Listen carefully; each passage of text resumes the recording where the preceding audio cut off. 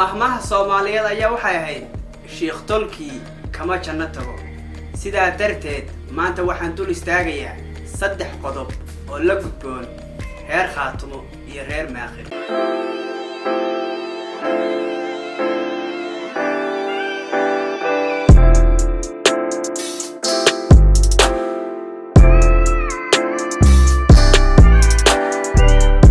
السلام عليكم ورحمة الله وبركاته. مقعي وعبد الغني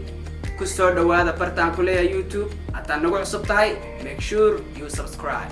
سهل لو مكاننا مش عالم كيسورا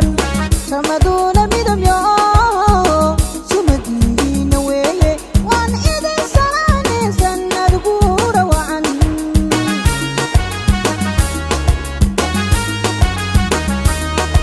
سهل لو مكاننا مش عالم كيسورا سمدون مدم يا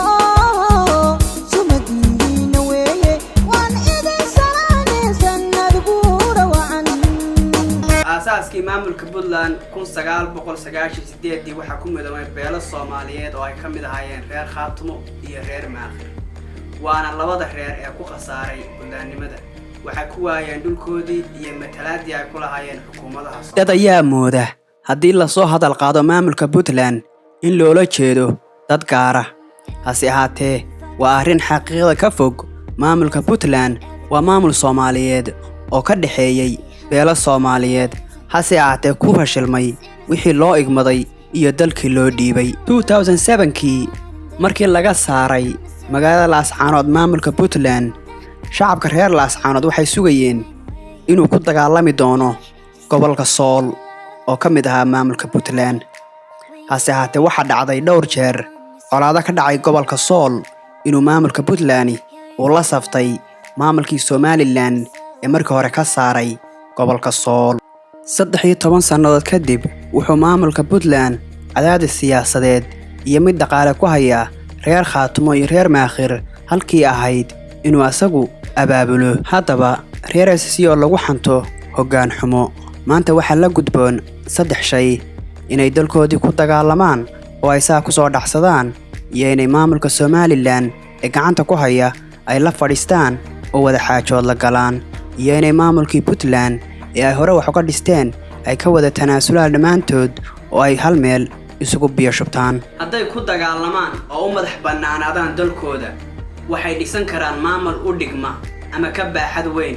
galmudug iyo koonfur galbeed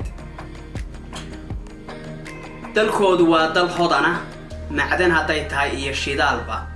waxayna saameyn weyn ku yeelan karaan siyaasadda geyga Soomaaliyeed hase ahaatee suurtagalnimada inay dhinac isu raacaan oo ay maamul samaystaan ayaa ah mid aad u hooseysa tafaraaruq ka jira dhexdooda dartii haddii ay maamulka Somaliland la fadhiistaan waxa ku khasbanaan doonaan inay kala xaajoodaan arrimo badan maamulka Somaliland oo sodon jirsaday waa ka horeeya maamulka Puntland xagga dawladnimada doorashada iyo ismaamulka hase ahaatee intaan la isla gaarin doorashooyin iyo ismaamul waa in reer SSC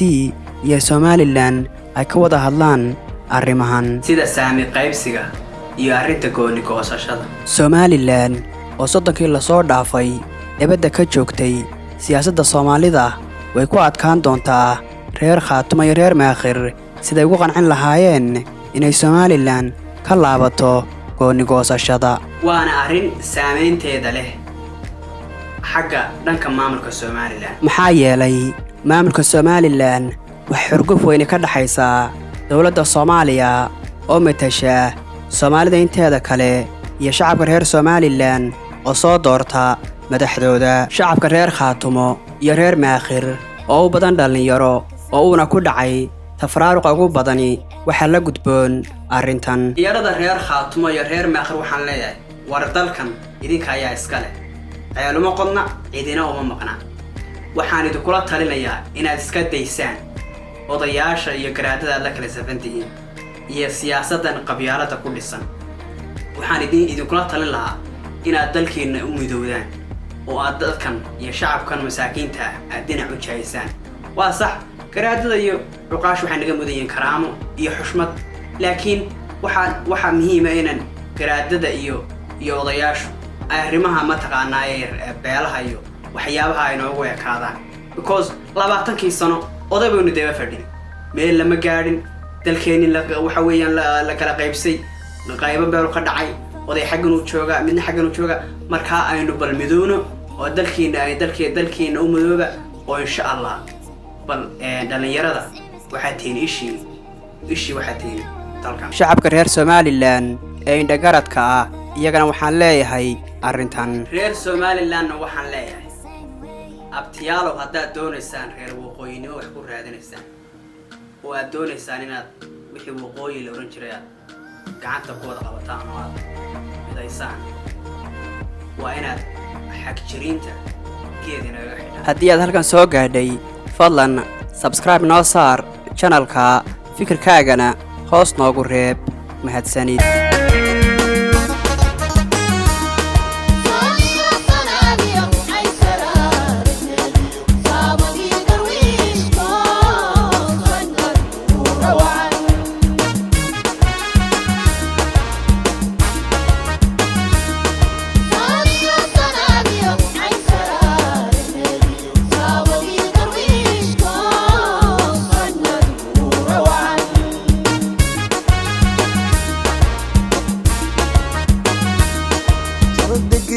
مديو Somali urushow Sohdi maynta diido sanadku rawacan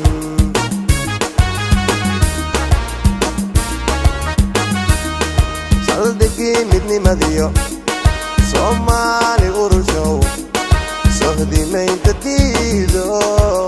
sanadku rawacan